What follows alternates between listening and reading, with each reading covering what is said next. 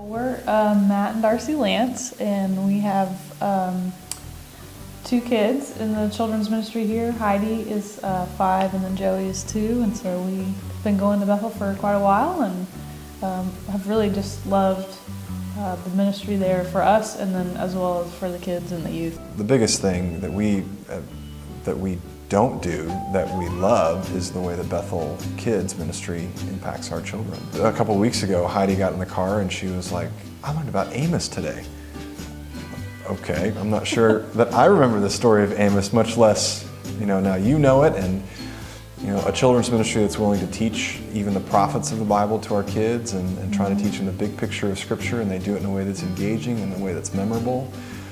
Our son's only 2 years old, and he's even beginning to remember some of the things that he's learning in his classes. And so that is a huge on-ramp for us at home when our church is already giving us something that we can use around our dinner table.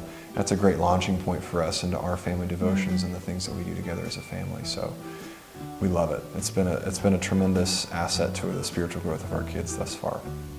I help in the 3-year-olds class here at Bethel, and so I think you don't realize as a teacher, you don't realize what an impact you have on the kids. And so Heidi will come home, when she was in the preschool age, she will come home and almost verbatim tell the story that they told.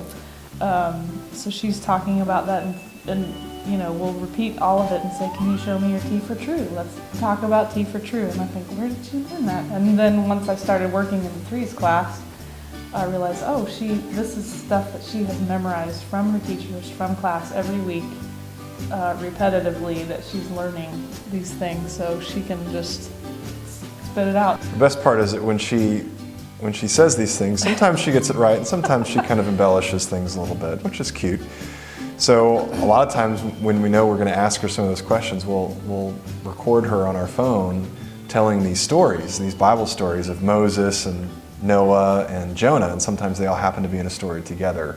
It just kind of depends. But, see what comes out. Yeah. Depends on what she remembers and how well she remembers it. But what's been fun is as we've created as we've heard her tell these stories, my wife is a graphic artist, and so she's been able to create some fun little depictions of her stories, and that we've posted on Facebook and been able to share with our friends. And it's another way that we are trying to show and demonstrate to our friends and families all around us that, like, hey, we're doing our best here, and sometimes it's really not that great, but sometimes it really is cute and fun, and they remember it. Pharaoh. Like that. What did he have to say? He said, "All right, it's time for the rocks to fall." The people said. Pharaoh said, "No." "All right." Then Moses said, "It's going to be dark for people and they're going to be afraid." Pharaoh said, "No." "All right. The fish are going to be upside down and it's great." You said they were going to die. Pharaoh said, "No." "All right." Moses said, "All right. The grasshoppers are going to eat the flowers and tomatoes. They're going to die." Pharaoh said, "No." "All right." And it made Pharaoh very, very sad. So what? Anybody should die or grasshoppers to eat? Nobody. And then what happened? Then he ran to a bad place called Giant. Do you want to listen to that one? I do. Pharaoh didn't know. He ran to a bad place.